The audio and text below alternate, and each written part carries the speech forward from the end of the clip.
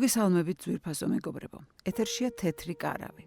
მე ვარ მსახიობი ეკა ჩხეიძე და დღესაც იმ ქალებზე ვისაუბრებთ, რთული გზა რომ გამოიარეს და წარმატებას მიაღწიეს. მოგესალმებით. მე ვარ ნინი, 45 წლის ქუთაისიდან. და უკვე კაი ხანია, რაც თეთრი კარავის აქტიური მსმენელი გავხდი. დღეს კი იმიტომ გიკავშირდებით, რომ მინდა ჩემი ამბავიც მოგიყვეთ. ბავშვობიდან სულ მოგზაურობაზე ვოცნებობდი. პატარაობიდან ძალიან მიყვარდა წიგნების კითხვა. ის რომ წიგნში მოყოლილი ამბავი იმ ქვეყანაში მამოგზაურებდა, სადაც ის ამბავი ხდებოდა, აღარ მაკმაყოფილებდა და რეალობაშიც მინდოდა იმ ქვეყნებში მოხვედრა და იმ ქალაქებსა თუ ქუჩებში ხედიანი. ჩემი ოჯახის დიდი დამსახურებაა, რომ პატარაობიდან მშობლიურის გარდა ინგლისური და გერმანული ენა ისე შევისწავლე, რომ სკოლის ასაკიდან წიგნებს ორიგინალში ვკითხულობდი.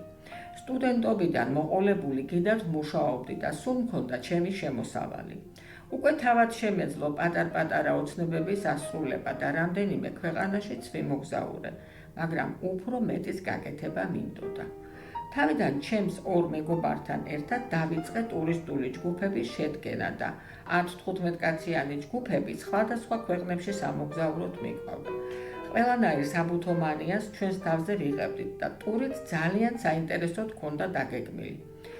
ჩვენი კლიენტები ისეთი კმაყოფილები იყვნენ, რომ ამან უფრო მეტი ძალა შეგვმატა და გადავწყვიტეთ, რომ ახლა უცხოელები ჩამოგვიყვანა საქართველოში და ჩვენი უნიკალური ქვეყანა გვეჩვენებინა. რა თქმა უნდა, ასე მარტივი არ იყო ეს ყველაფერი და გზაზეც ბევრი დაბრკოლება დაგვდა. მაგრამ როცა მიზანი გაქვს და ამ მიზნის მთავარი მამოძრავებელი ღერძი მარტო ფულის შოვნა არ არის, გულწრფელად გინდა რომ შენი სამშობლო სხვასაც გააცნო და შეაყვარო, არ შეიძლება რომ არ გაგიმართლოს. 18 წელია რაც ამ ბიზნესში ვარ და ჩვენი ტურისტული სააგენტო მსურველების რაოდენობას ვეღარ აუდის. ჩემი მთავარი სათქმელი კი ის იქნება, რომ თუ ხარისხზე იქნებით ორიენტირებული და მარტო დღევანდელი მოგებით არ იცხოვრებთ და მაღალი იდეალებიც გექნებათ, არ შეიძლება რომ ამგვარმა საქმემ არ გაამართლოს. ეს მინდოდა მომეყოლა თქვენთვის, წარმატებებს გისურვებთ ყველას. დიდი მადლობა. აი გვირეკავენ. გისმენთ? მოგესალმებით. მე მქვია ანა, საერთოდ არ მქონდა გეგმაში, რომ თეთკარავში ჩართულიყავი. მაგრამ მეც გამიჩნდა სურვილი ჩემი გამოცდილება გავოზიარო იმ ადამიანებს, ვინც ახლა იწყებს ბიზნესს, ან უკვე დაწყებული აქვს და წარმატებით არ მისდის საქმე.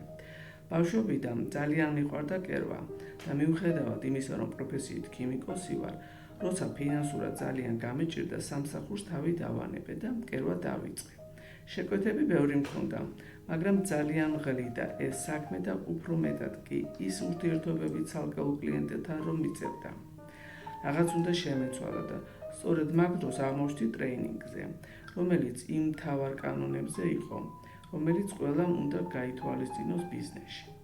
სათითაოდ გვეკითხებოდა, ვის რა გვაინტერესებდა, რა გვიქმნიდა დისკომფორტს და რის წამოწყებას გეგმავდით. მე ჩემზე მოუყევი მაშინვე მირჩია, რომ კერვისთვის თავი არ დამენებებინა, მაგრამ ინდივიდუალური უნდა შემეწყვიტა და სერიული პროდუქცია მეწარმოებინა. რადგან მანამდე მხოლოდ კადრებს ვკერავდი, მიფიქრე, რომ იგივეს გავაგრძელებდი, ოღონდ სერიულად შევკერავდი რამდენიმე მოდელს ყველაზე მოთხოვნად ზომებში. არაო, მითხრა, ჯერ ბაზარი უნდა გამოიკვლიო, რისი დეფიციტიც არის, თქვენთან ის ნიშა უნდა დაიკავო. ცოტა კი გამიკვირდა ეს როგორ უნდა გამერკვია, მაგრამ მალე ამაშიც დამეხმარა და აღმოჩნდა, რომ იმ ეტაპზე ყველაზე დიდი მოთხოვნა იყო ნაჭრის მხარზე გადასაკით ჩანთებზე, იმიტომ რომ ყველა ქალს შეეძლო მისი პატარა ჩანთით ტარება. მთავარი მოთხოვნა კი იყო, რომ ყოფილიყო ტევადი თან გამძლე. ასე გადავედი კაბებიდან ნაჭრის ჩანთებზე.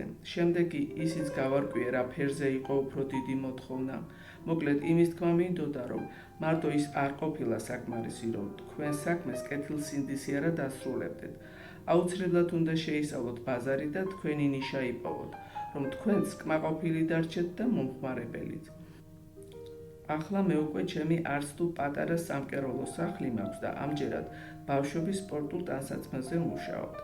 ძალიან დიდი მოთხოვნაა ჩემს საქონელზე და არა იმიტომ, რომ უფრო დაბალ ფასში მყიდით, ვიდრე უცხოეთიდან შემოტანილ საქონელს ადევს.